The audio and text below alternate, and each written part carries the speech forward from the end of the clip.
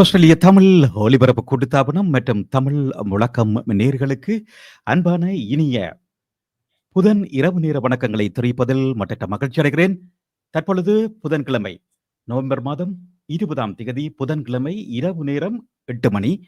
இந்த நிகழ்ச்சியில் உலகளாவிய ரீதியில் கலந்து கொள்ளும் அத்தனை நேயர்களுக்கும் இரவு நேர மற்றும் பகல் மதிய நேர வணக்கங்களை தெரிவிப்பதில் மற்ற மகிழ்ச்சி அடைகிறேன். இன்றைய நிகழ்ச்சியில் சிறப்பாக அடுத்து ஒரு கலந்துரையாடல் நடைபெற இருக்கிறது. இந்த கலந்துரையாடலில் கலந்து கொள்வதற்காக என்னுடன் இணைந்து கொள்கிறார் நானா காங்காதரன் அவர்கள் கொழும்பிலிருந்து, இலங்கை கொழும்பிலிருந்து இணைந்து கொள்கிறார். வணக்கம் அண்ணா.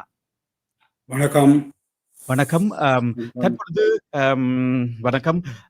தற்பொழுது இலங்கையில் பாராளுமன்ற தேர்தல், ஜனாதிபதி தேர்தல், அதனைத் தொடர்ந்து பாராளுமன்ற தேர்தல் நடைபெற்று இன்று நாளை நான் நினைக்கிறேன் பார்லிமெண்ட் முதலாவது நாள் நடைபெற இருக்கிறது. அது பற்றி சகல விஷயங்களையும் கதைத்துக் கொள்வோம். தற்பொழுது அண்ணா கொழும்புல, நீங்கள் இப்ப கொழும்புல இருக்கிறீங்க? கொழும்பு காலநிலை இன்று எவ்வாறு இருக்கிறது? மிகவும் நல்ல கடுமையான வெயிலாக இருக்கிறது. கடந்த காலங்களில் குறிப்பாக தேர்தல் தினத்தன்று சற்று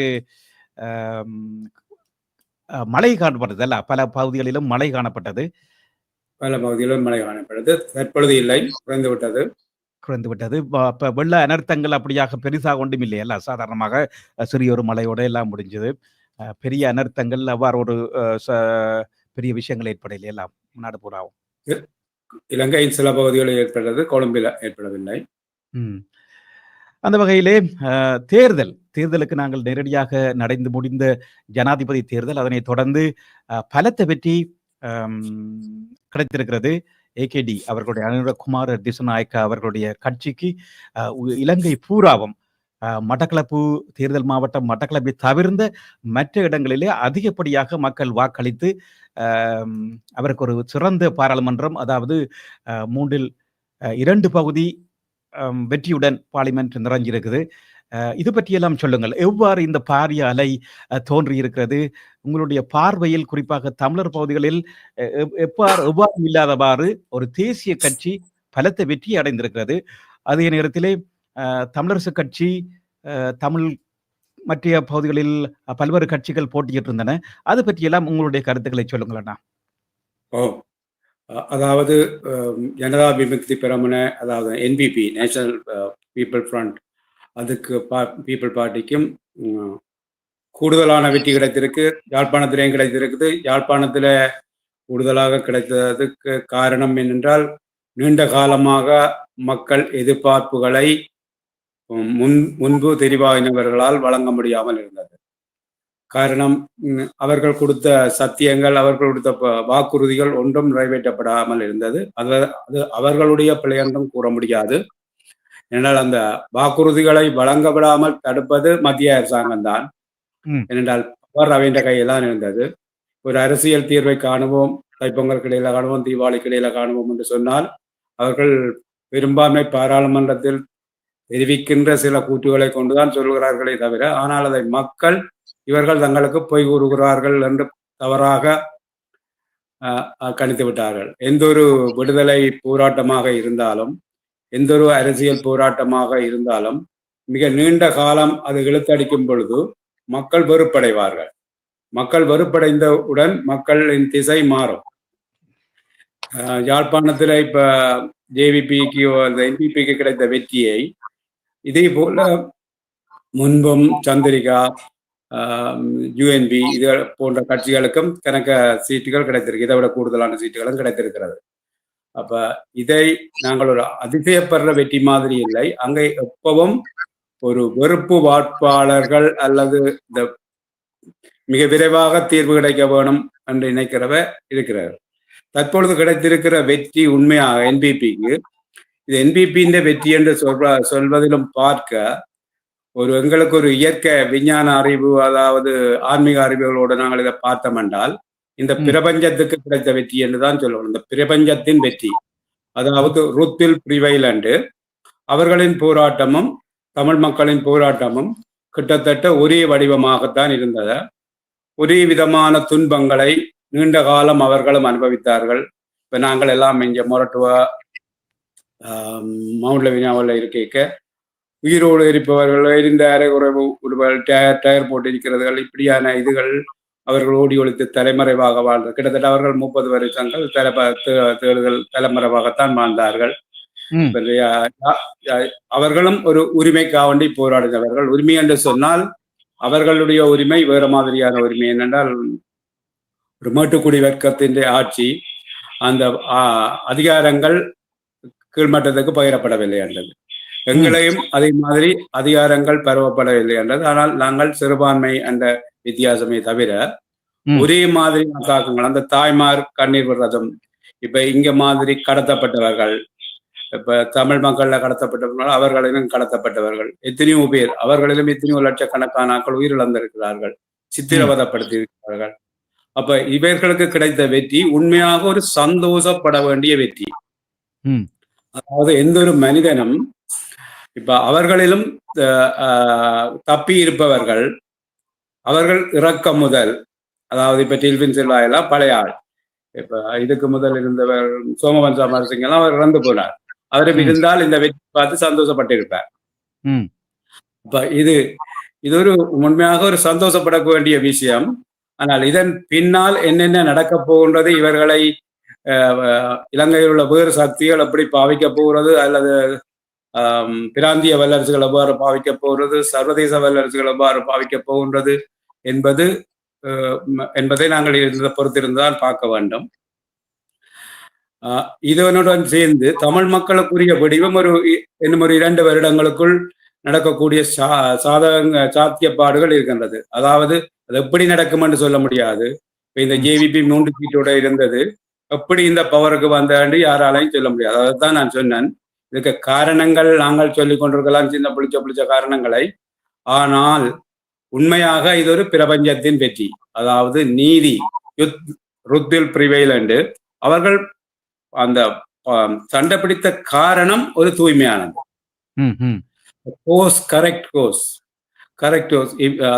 பகவத்கீதையிலையும் if you fight for the correct cause you will be the winner and அந்த காரணம் சரியானது. என்றைக்கு ஒரு நாள் அந்த வெற்றி கிடைக்கும். அதே மாதிரி எங்களுடைய நாங்களும் ஆருடைய ஒரு உரிமைகளை பறிக்கவில்லை.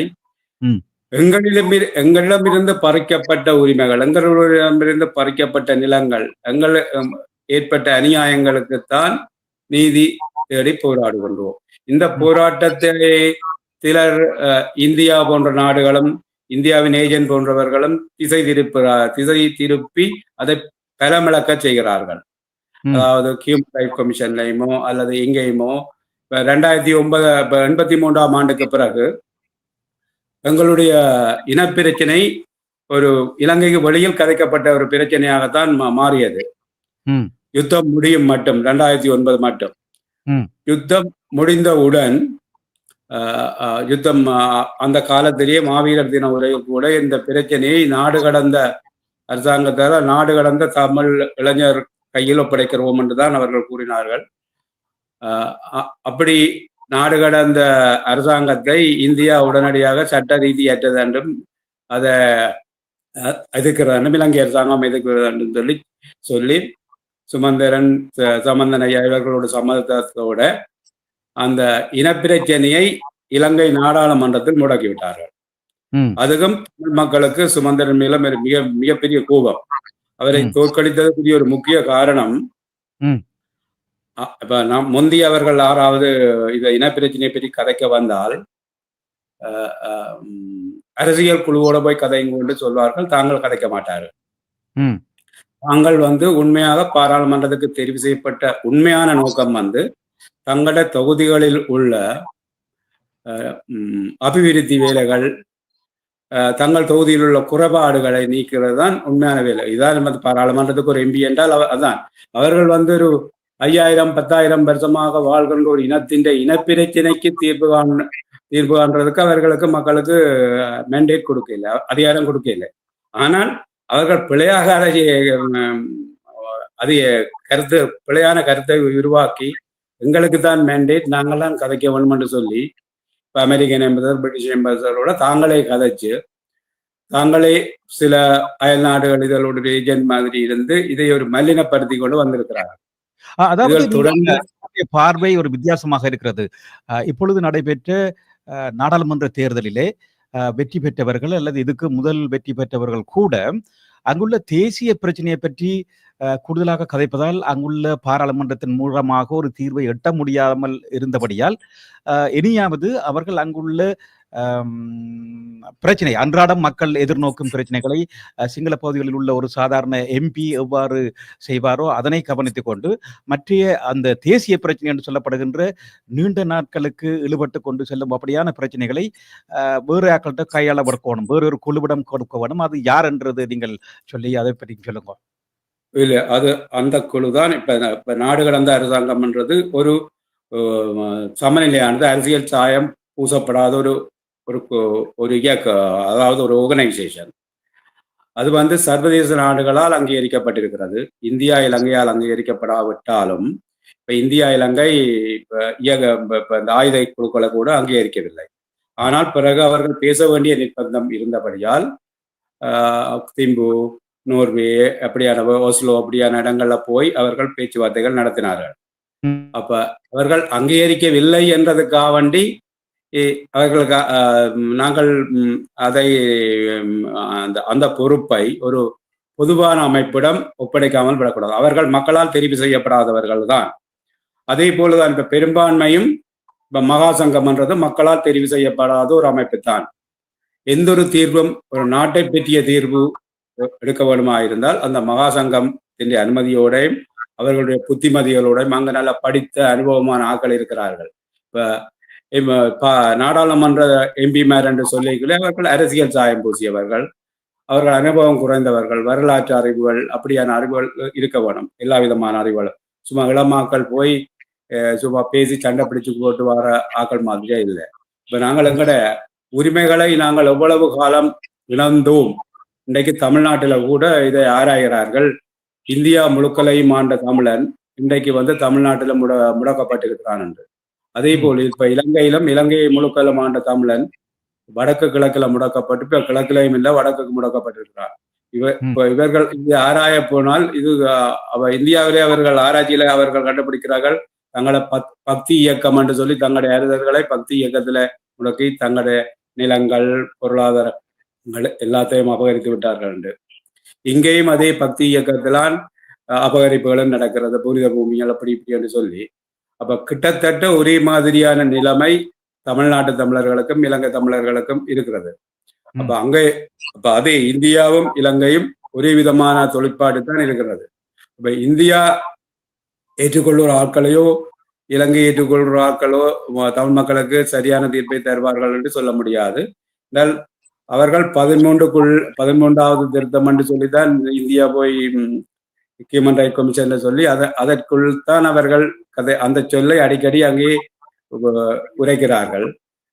13வது திருத்தத்தை பற்றி மிக விளக்கமாக 13வது திருத்தத்தை முதலமைச்சராக இருந்த வரதராஜ பெருமாள், மற்றது சந்திரிகா அம்மையார், மற்றது விக்னேஸ்வரன், இப்ப நாங்கள் சாதாரணாக்கள் சொல்ல முடியாது. அவர்கள் அதில் இருந்து அனுபவித்து அதற்குரிய பவர் என்ன, அதுக்கு இல்லாத பவர் என்ன, போலியாக எழுதப்பட்டு உள்ள விடயங்களை நடைமுறைப்படுத்தப்படும் பொழுது என்ன நடைமுறை சிக்கல், காணியது அரம்பல் சதிகாரம், இது எல்லாமே ஒரு காம்ப்ளிகேட்டட். இப்ப சந்திரிகாவும் மேல் மாகாண முதலமைச்சராக இருந்தவர். அப்ப அவர் ஒரு அறிவாளி, அவருக்கு இந்த சட்டம் தெரியாத ஆள் இல்லை. அப்படி இருந்தும் இது ஒரு 13வது திருத்தம் பண்றது காம்ப்ளிகேட்டட். வரதராஜ பெருமாள் வழக்கமாக சொல்ற ஒரு இடத்தில் தருகிற மாதிரி இருக்கும், இன்னொரு இடத்தில் பறிக்கிற மாதிரி இருக்கும். அதே மாதிரிதான் விக்னேஸ்வரன் ஐயாவும் சொன்னார். அதாவது ஒருவித ஃபண்ட் கொடுக்கறதா இருந்தாலும் அவருக்கு நேர போகாது, அரசாங்க அந்த கவர்மெண்ட் ஏஜென்ட்டுக்கு இவருக்கு தான் போகும், கவர்னருக்கு. அப்ப கவர்னர் அதை பிளாக் பண்ணலாம். அப்ப விக்னேஸ்வரன் அனுப்பிய காசை திருப்பி அனுப்பி போட்டார்கள் என்று குற்றங்கள் அவருக்கு குற்றம் சொல்றது, அந்த குற்றத்தை 1000 பேர் சாட்சி சொல்லி அவர்களால் விளையை கட்டுவார்கள். அதாவது இந்த நிதி கையாளுறதுல தமிழ்நாட்டில கூட இந்த பிரச்சனை இருக்கின்றது.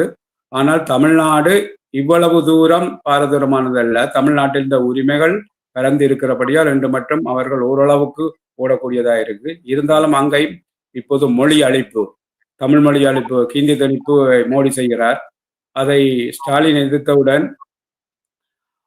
தமிழ்நாட்டுக்குரிய எடுகேஷன் கிராண்ட மோடி நிப்பாட்டி இருக்கிறார். அப்ப அதை கிராண்டை திருப்பி எடுப்பதற்கே டில்லிக்கு 3 தரம் எங்களோட ஸ்டாலின் முதலமைச்சர் போயிருக்கிறார். அப்ப இதே பரவலாக ஒரே மாதிரியான அழுத்தங்கள் தமிழர்கள் மீது, தமிழ் மொழி மீது, தமிழ் இனம் மீது இங்கேயும் சமகாலத்தில் பிரயோகிக்கப்படுகிறது. ஆனபடியால் இந்தியா எங்களுக்கு ஒரு தீர்வை பெறும், அந்த இந்தியா தான் எங்கள் மீட்போன் என்ற ஒரு எண்ணத்தை முந்தி பழைய தலைவர்கள் ஏற்படுத்துகிறார்கள். இவன் விக்னேஸ்வரன் ஐயா கூட கடைசி காலங்களில் சொல்வார், இந்தியாவுக்கு நாங்கள் பாதுகாப்பு, எங்களுக்கு இந்தியா பாதுகாப்பு.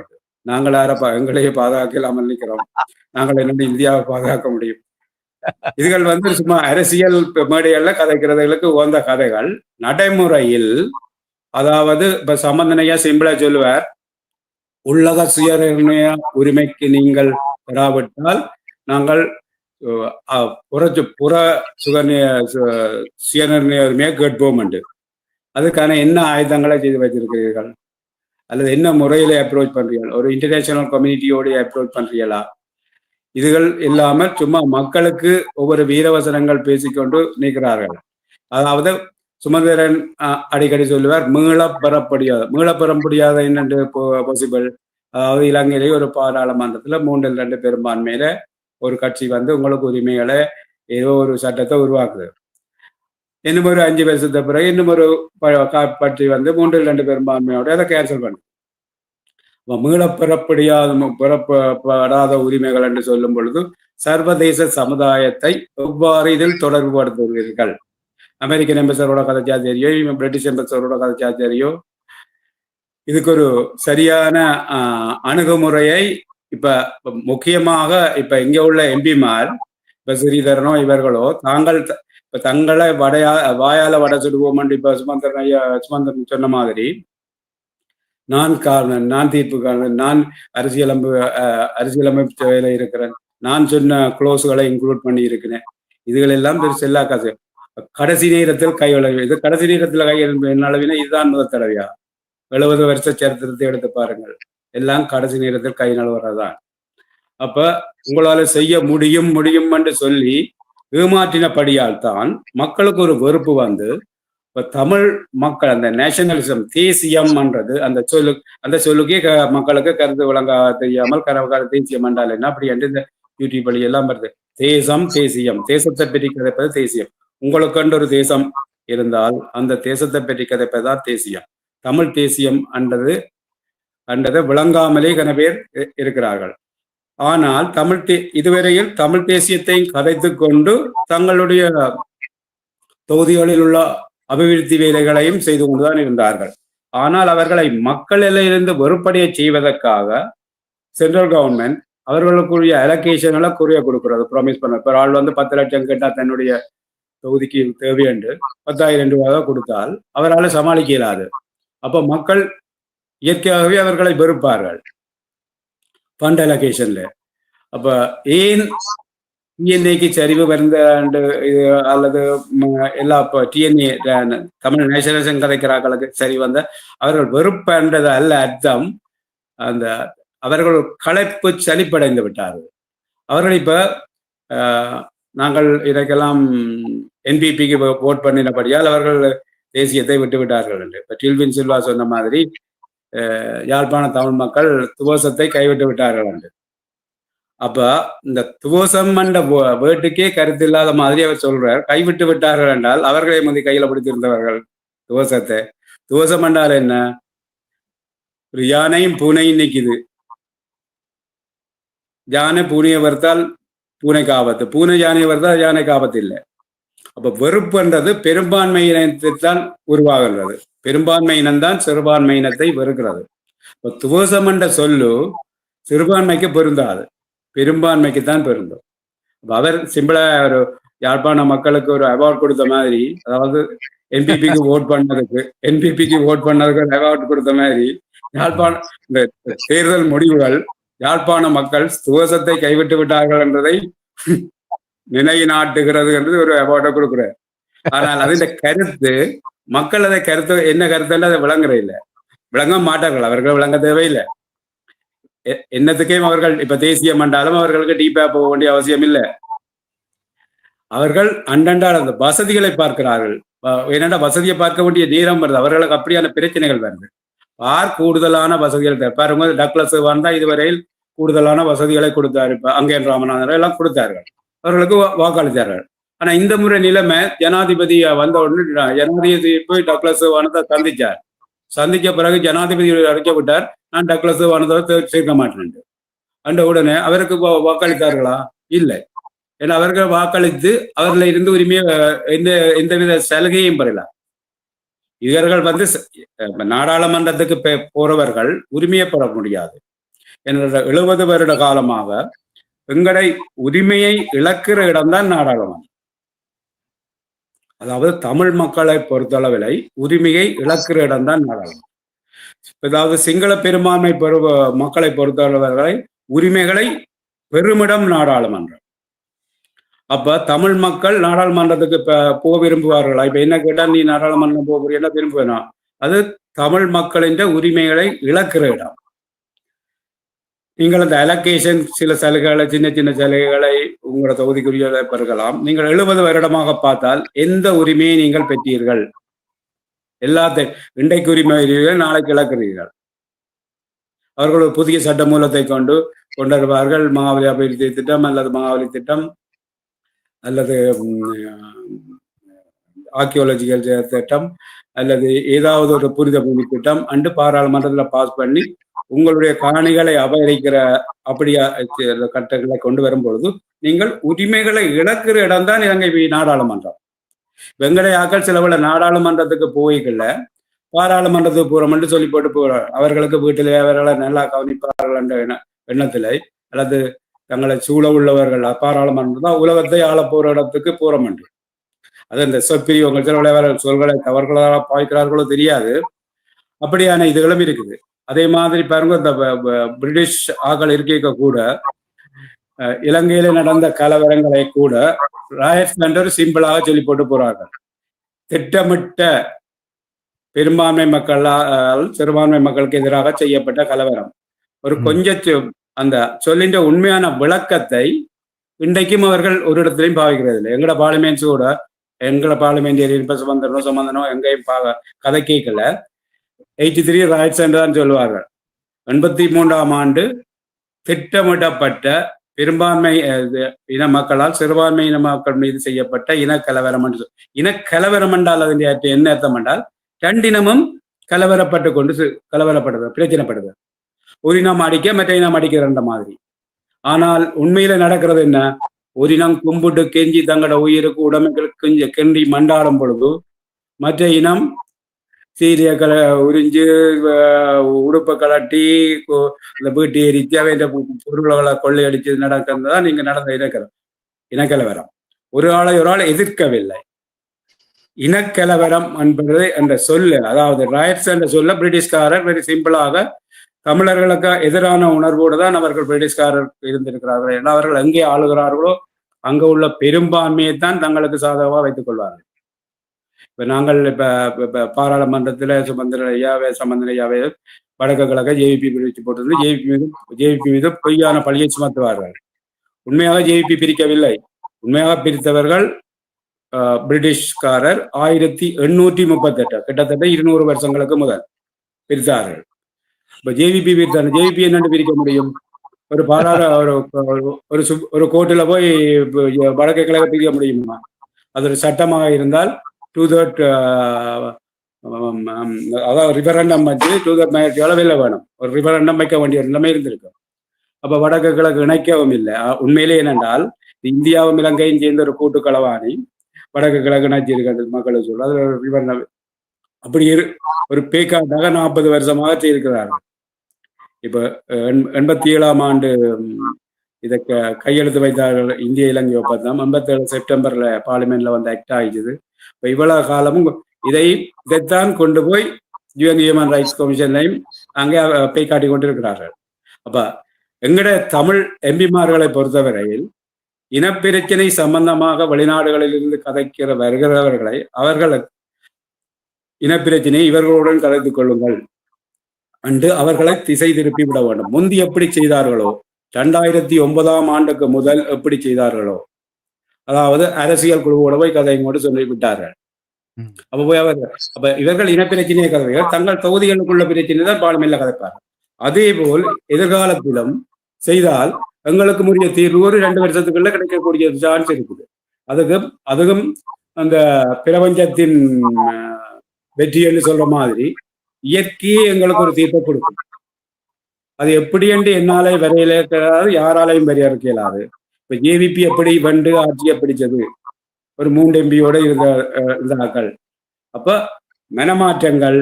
இப்ப நான் எங்களுடைய ஆபீஸ்ல வேலை செய்கிற ஆளை கேட்டேன். எலெக்ஷனுக்கு முதல் நாள் ஒரு 60 வயது ஆள், அவர் சேல்ஸ் மேனேஜரா இருக்கிறார்.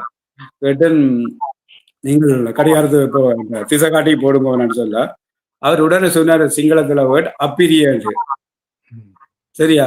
அப்ப அப்பிரியன்று அது ஒரு நல்ல வேர்ட் அல்ல, ஒரு வெறுப்பான வேர்ட் தான். ஏதோ அந்த சுத்தம் இல்லையோ பிரியோசனம் இல்லையன்ற மாதிரி சொன்னேன். அப்ப அந்த மக்களின் மனதில் இன்றைக்கும் வெறுப்போட கன பேர் இருக்கிறார்கள். இலங்கையில 100% ஆக்களும் என்பிபியை ஆதரிச்சிருக்கிறார்கள் என்று சொல்ல முடியாது. வாக்களித்தவர்கள், வாக்களிக்காமல் விட்டவர்கள், வாக்களிக்க தகுதி இல்லாதவர்கள் என்று பார்க்கும் பொழுது 150% குறைந்தவர்கள் இதை வாக்களித்திருக்கிறார்கள் சொல்றாங்க. அதே மாதிரி தான் தமிழ் பகுதிகளிலையும் தமிழ் மக்கள் வாக்களித்ததுக்கு அவர்கள் தமிழ் மக்களுக்கு நன்றி கடனாக எங்களாலே அவர்களை கேட்கக்கூடிய விஷயம் என்னென்றால், நாங்கள் ஒரு ஏமாந்த சமுதாயம். இப்ப தமிழ்நாட்டில கூட நாங்கள் எப்படி ஏமாந்தோம், எப்படி இந்த நிலங்களை எல்லாம் இழந்து கடைசியாக தமிழ்நாட்டில் வந்தோம். அதே மாதிரி இலங்கையிலையும் தமிழர்கள் ஒரு ஏமாந்த இனம். இப்ப சேர்பொன் ராமநாதனை தேர்ல வச்சு இழுக்க, அந்த தேர்ல வச்சு இழுத்ததான் முடிவண்டி நினைக்கிறோம். தேர் கைத்த இழுக்கிறவரே எப்ப இவரை காலத்தை போட்டு இழப்பு நினைச்சு கொண்டுதான் இழக்கிறார். அதே மாதிரி எதையும் நாங்கள் எல்லாரையும் நம்பி ஏமாறுற மாதிரி, அதே மாதிரி இந்த விடுதலை இயக்கங்கள்ல கூட அந்த அரசியல் பிரிவு இவர்களோடு எல்லாம் கையிலாக கொடுத்து சிரித்து ஒன்றாக கண்டு பழகும் போது உண்மையாக சிரிக்கிறார்கள் என்றுதான் நாங்கள் நினைக்கிறோம். ஆனால் உள் மனதில் இவரை எப்ப இல்லாமல் பண்ணுவோம் அந்த எண்ணத்தோடு அவர்கள் பண்ணுகிறார். அந்த நோக்கம் இல்லாமல் இந்த புதிய அரசு மாற்றம் என்றது எண்ணத்துல மாற்றம். இப்ப நாங்கள் வளர்ந்து கொண்டு வரும் பொழுது எங்களோட உருவத்துல மாற்றம், ஹேர் ஸ்டைல் மாற்றம், நாங்கள் போடுற உடுப்புல மாற்றம், பெல் மோட்டம் போடுவோம், அது அப்படி எல்லாம் மாற்றம் தான். நான் இப்ப நடந்த மாற்றம் என்ன மாற்றம், என்ன மாற்றத்துக்காக வேண்டி தமிழ் மக்கள் போட்டார்கள் வாக்குகள், என்ன மாற்றம் அவர்களில் ஏற்பட்டிருக்குது? மனமாற்றம். மனமாற்றம்னா என்ன சம்பந்தமான மனமாற்றம்? அப்படி கன விஷயம் இருக்கு. அதாவது தமிழர்களுக்கு உரிமை இருக்கிறதா இந்த நாட்டில்? சிம்பிளாக சொல்றால், நாங்கள் ஒரு புதிய அரசியலமைப்பு சட்டம் உருவாக்குவோம், அதில் எல்லாரும் சமனண்டு. அதே அப்படி சொல்கிறார்கள் என்றால், கனவேருக்கு அரசியலமைப்பு சட்டத்திலே என்ன இருக்கிறது தெரியாண்டதான். இப்ப ஏற்கனவே அரசியலமைப்பு சட்டத்தின் முன் எல்லாரும் சமனண்டு. அது ஏதோ செக்ஷன் 12(1) 12A ஏதோ ஒரு செக்ஷன். அப்ப ஏற்கனவே அது இருக்கிறது தான், எல்லாரும் சமன்தான். ஆனால் நடைமுறையில் அப்படி நடப்பதில்லை. அப்ப புதிதாக ஒரு சட்டம் பெறப்போகுது, இலங்கையில் உள்ள எல்லாரும் சமன்ன்றது ஒரு சாதாரண மக்களுக்கு அது எப்படி ஒரு புது சட்டம் ஒன்று செய்ய எதெல்லாம் போறாங்க, நம்ம அப்ப எல்லாரும் சமம், அப்ப நாங்கள் எல்லாரும் சமந்தானே என்று நினைக்கிறது. அதில்லை. நடைமுறையில், அதாவது பாருங்க, இப்ப ஒரு சாதாரண போலீஸ் ஆபீசர்ஸ் யாழ்ப்பாண மக்களுடன் எவ்வாறு நடக்கிறார்கள், ஒரு 10 வருஷ ஹிஸ்டரி, ஒரு 50 வருஷ ஹிஸ்டரி, 100 வருஷ ஹிஸ்டரி எடுத்து பார்த்தால் அப்படி எவ்வளவு வேறுபாடு காட்டின. அப்ப அவர்களுடைய மனதில் ஆழ பதிந்துள்ள அந்த வடுக்களை எவ்வாறு நீக்குவது, எண்ணங்களை மாற்றுவது, சட்டத்தாலே எப்படி மாற்றுவது, இதுகள் ஒரு சாதாரண வேலை இல்லை. இப்ப ஜேவிபி 2/3 மைனாரிட்டி இவர்களுக்கு ஒரு பெரிய ரெஸ்பான்சிபிலிட்டியை கொடுத்திருக்கு. அவர்களுக்கு நாங்கள் 100% ஒத்துழைக்க வேணும். ஏனென்றால் அவர்கள்தான் இன்றைக்கு ஆட்சியில் இருப்பார். அவர்களை தள்ளி உளுத்தி நாங்கள் எதையும் செய்ய முடியாது. இப்ப தமிழ் மக்கள் இவர்களுக்கு மட்டுமல்ல, கடந்த 70 வருஷமாக எதிர்கட்சியில் இருந்தாலும், எதிர்கட்சி என்றால் நல்லதையும் தீயதையும் எதிர்க்கிறதான் எதிர்கட்சி என்று இல்லாமல் அவர்கள் நல்லவற்றை ஆதரித்துதான் வரலாறு. அப்ப இனியும் வரப்போற எதிர்கட்சியில வரப்போற இப்ப டிஎன்ஏல இருந்து போன ஆக்களோ தமிழரசு கட்சியில இருந்து போன ஆக்கள் அவர்களும் நல்ல விடயங்களை ஆதரிக்கத்தான் போகிறார்கள். இது எங்களுடைய வரலாறு. எங்களுடைய வரலாறு என்று சொன்னால் இதுதான் உண்மை, யதார்த்தம். அதாவது எங்கட மக்களுக்கோ நாட்டுக்கோ பெரும்பான்மையின மக்களுக்கோ சிறுபான்மையின மக்களுக்கோ தீமையான விடயம் தனிய சிறுபான்மையின மக்கள் கண்டில்லை, தீமையான விடயம் என்று சொல்லும் பொழுது அவர்கள் எதிர்த்து வாக்களிப்பார்கள். அப்ப இவர்களுக்கு விரும்பியதை நகர்த்தக்கூடிய ஒரு பலம் இருக்கிறது. ஆனால் ஒரே ஒரு சாட்டிச்சு இவர்கள் சொல்லுவார்கள் வெளியில மக்கள் எதிர்க்கிறார்கள் என்று, பெரும்பான்மை மக்கள் எதிர்க்கிறார்கள் என்று சொல்லி. இப்ப வந்து ரணில் விக்ரமசிங்கேக்கு ஒரு நல்ல ஒரு சான்ஸ் இருந்தது தப்பிக்கொள்வதற்கு. அவர் சொல்வார், இதை நான் இந்த 13வது நடைமுறைப்படுத்தணும்னு சொல்லி போட்டு ஒரு டேட்டையும் கொடுத்துட்டு பிறகு சொன்னார், எனக்கு ஒரே ஒரு வாக்குத்தான் இருக்கிறது, நான் என்ன கஷ்டமா இருக்கேன். அப்படி இவர்கள் லேசாக தட்டி கழித்து விட முடியாது. நிச்சயமாக அண்ணா.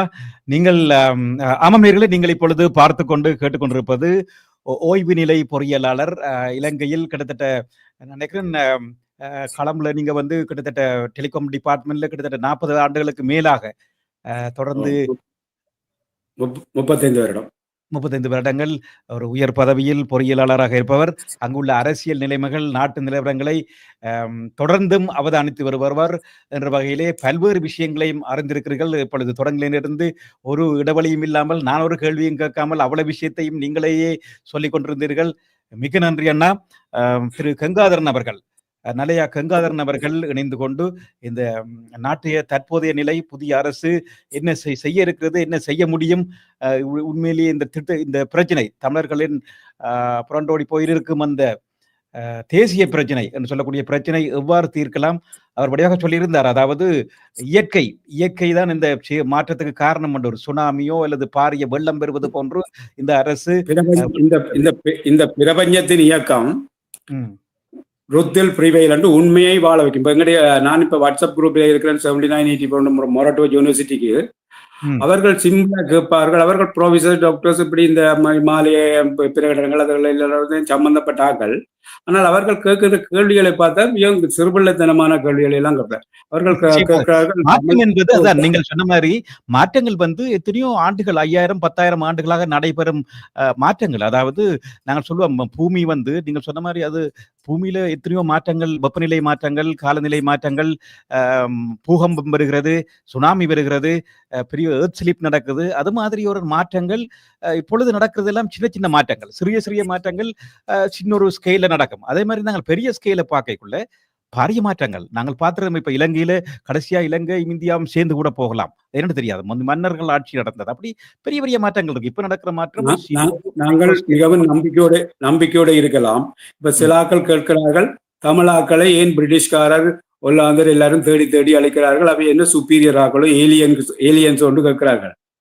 அப்படி எல்லாம் கேட்கிற குவாலிஃபிகேஷன் பார்த்தா பின்னால எம்எஸ்சி, டாக்டரேட், பிஹெச்டி எல்லாம் கிடைக்குது. அப்ப என்னென்றால் தமிழாக்கள் சுப்பீரியர் ஆக்கள் தான்.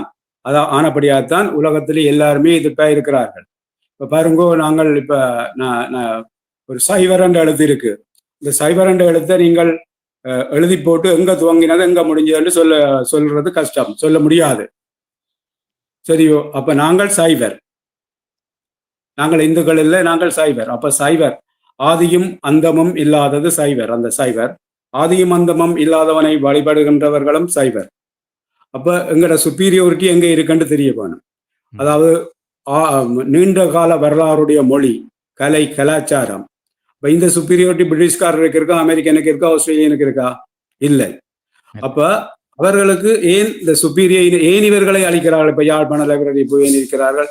இவர்களுடைய சான்றிதழ்களை, இவர்களுடைய ப்ரூவ்கள், அதாவது நிலக்கீழடி என தமிழ்நாட்டில் உள்ள இதுகளை தோண்டி எடுக்கிற மாதிரி இதுகளெல்லாம் ஏன் மறைக்கிறார்கள் என்றால் அதை அவர்களுக்கு ஒரு பெரிய ஒரு பயமாக இருக்கிறது. தமிழை பார்க்கும் பொழுது அவர்களும் பயம் என்ற சொல்லி இலங்கையிலையும் பாவிக்கிறவர்கள் பெரும்பான்மையின மக்கள். பயம் இந்த ஆண்டு அந்த இலங்கையில் பாவிக்கிற பயமும் ஸ்ரேல்ல பாவிக்கிற பயமும் ஒரே மாதிரி பயம். பயம்ன்றது ஒரு ஆயுதம்.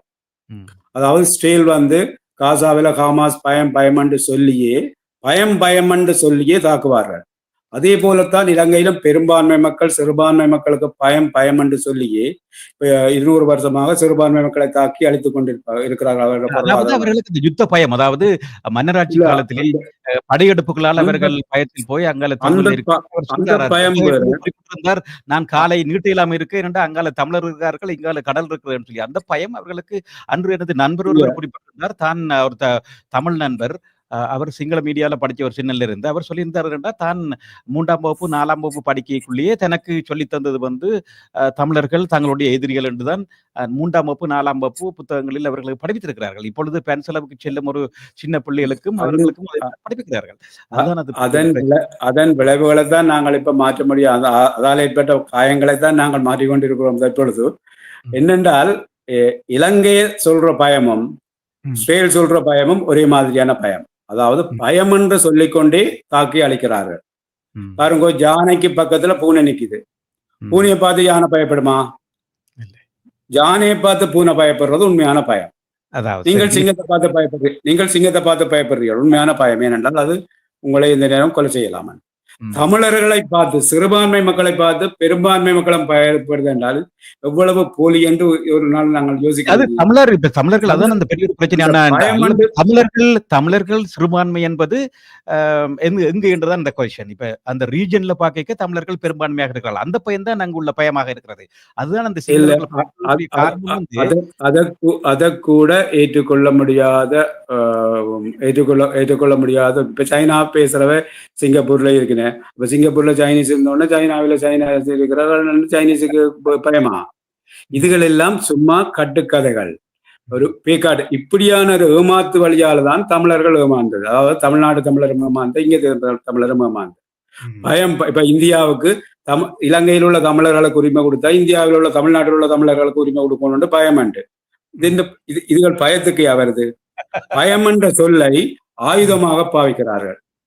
இஸ்ரேல் ஹமாஸுக்கு அல்லது பாலஸ்தீனுக்கு பயம் என்று சொல்லித்தான், அந்த காலத்தை பயம் என்று சொல்லித்தான் அவர்களை அடித்து இல்லாமல் வேரோடி அழித்தொழிக்கிறார்கள். நன்றி அண்ணா. நேரம் உண்மையில் பயம் என்றது ஏற்றுக்கொள்ள முடியாத ஒரு தர்க்கம். இவர்கள் பயம் என்று சொல்லுவது, இவர்களுடைய பயம் வந்து ஒரு ஆயுதம். பயம் என்று சொல்வது ஒரு ஆயுதம். அதாவது தமிழ்நாட்டுல தமிழர் இருக்கிறார்கள், ஆனபடியால் இவர்கள் தமிழர்கள். அப்ப சைனாக்கு பக்கத்திலே திரிய நாடு இருக்கு, அங்கே சைனா மொழி பேசுகிறார்கள், அவர்களை பார்த்து பயப்படுறார்களா?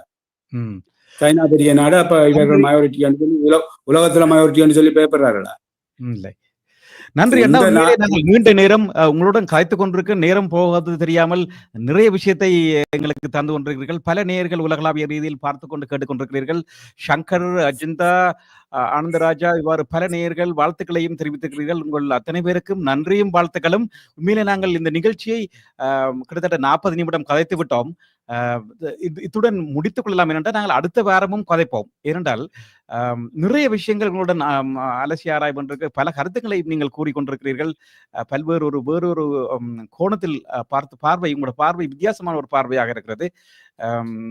நிகழ்ச்சியை நாங்கள் நிறைவு செய்யும் நேரம் வந்துவிட்டதன்னா, பார்த்து கொண்டிருப்பவர்கள், கேட்டுக்கொண்டிருப்பவர்கள் இதனை மற்றவர்களுக்கும் பகிர்ந்து கொள்ளுங்கள். இந்த பதிவானது எமது ஏடிபிசி ஜோடிபிலையும் பெற இருக்குது, மற்ற முகப்புத்தகத்திலையும் இப்ப போய்கொண்டிருக்குது. என்றபடியா நீங்கள் இந்த பல கருத்துக்கள் இங்கு நாங்கள் பரிமாறி இருக்கிறோம். திரு கங்காதரன் அவர்கள் பல்வேறு கருத்துக்களை பகிர்ந்து கொண்டிருக்கிறார். அந்த வகையிலே மீண்டும் ஒரு நிகழ்ச்சியில் சந்திப்போம். அண்ணா, நிறைவாக ஏதாவது சொல்ல இருக்கிறீங்களா? நிறைவாக பல கேள்விகள் அந்த கேள்விகள் ஒன்றுமே கேட்கலாம் போயிட்டு, பல கேள்விகள் கேட்கலாம் போயிட்டு, நீங்கள் நிறைய விஷயங்களை நீங்களாகவே சொல்லிக் கொண்டிருந்தபடியால் கேட்கலாம் போயிட்டு நாங்கள் சொல்லுங்க. தற்போதைய அரசாங்கத்தில் ஒரு அன்பான வேண்டுகோள், தமிழினம் ஏமாந்த இனம்தான், இருந்தாலும் நீங்களும் ஏமாற்றாமல் விட்டால் நல்லது. உங்களுக்கு உங்களுடைய எங்களுடைய முழுமையான ஆதரவு என்று கூறிக்கொண்டு விடைபெறுகிறேன். வணக்கம். நன்றி அண்ணா. உண்மையிலேயே தமிழ் மக்கள் எந்த ஒரு பிழையும் விடவில்லை. அவர்களுக்கு நல்ல தெளிவு இருக்கிறது. குறிப்பாக யாழ்ப்பாண தமிழ் மக்களோ அல்லது எந்த இலங்கையில் உள்ள தமிழ் மக்களோ அல்லது உலகளாவில் இருக்கிற எந்த தமிழ் மக்களும் மிகவும் தெளிவாக இருக்கிறார்கள். அவர்களுக்கு என்ன நடக்குது, எங்க நடக்குது, என்ன நடக்குது முழுக்க தெரியும் என்றால் அந்த அளவுக்கு கஷ்டப்பட்டு விட்டார்கள். எனவே ஒருதரும் தமிழ் மக்களில் குறை சொல்வதற்கு இல்லை. அவர்கள் பலமாக நொந்து போயிருக்கிறார்கள்.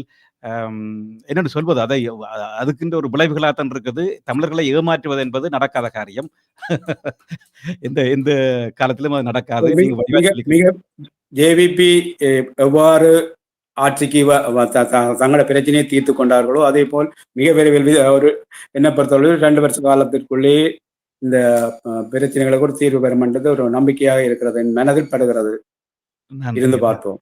நன்றி அண்ணா. நீங்கள் உங்களுடைய நேரை பழுவை பார்க்காமல் நேருடன் இணைந்து கொண்டு மிகவும் சிறப்பாக ஒரு செவியொன்றை வழங்கியிருக்கிறீர்கள். செவியொன்றும் பார்க்க உங்களுடைய கருத்துக்கள், கலந்துரையாடல் நன்றி. மீண்டும் நாங்கள் இவ்வாறு அடுத்தடுத்து வரும் வாரங்களிலும் கலந்து கொண்டு பல்வேறு கருத்துக்களையும் தெரிவிப்போம். நன்றி, வணக்கம். வணக்கம். வணக்கம். ஆமாம் நேயர்களே, நீங்கள் இதுவரை கேட்டது பார்த்தது பொறியியலாளர் ஓய்வு நிலையில் இருக்கும் நல்லையா கங்காதரன் பொறியியலாளர் அவர்களுடையான இலங்கையின் தற்போதைய நிலை பற்றியும் பல்வேறு கருத்துக்களையும் தெரிவு செய்து கொண்டிருந்தார். நீங்கள் இந்த நிகழ்ச்சி உங்களுக்கு பிடிச்சிருந்தால் லைக் பண்ணுங்க, ஷேர் பண்ணுங்க, கமெண்ட் பண்ணுங்க, மற்றவருடன் பகிர்ந்து கொள்ளுங்கள். சந்திப்போம். வணக்கம்.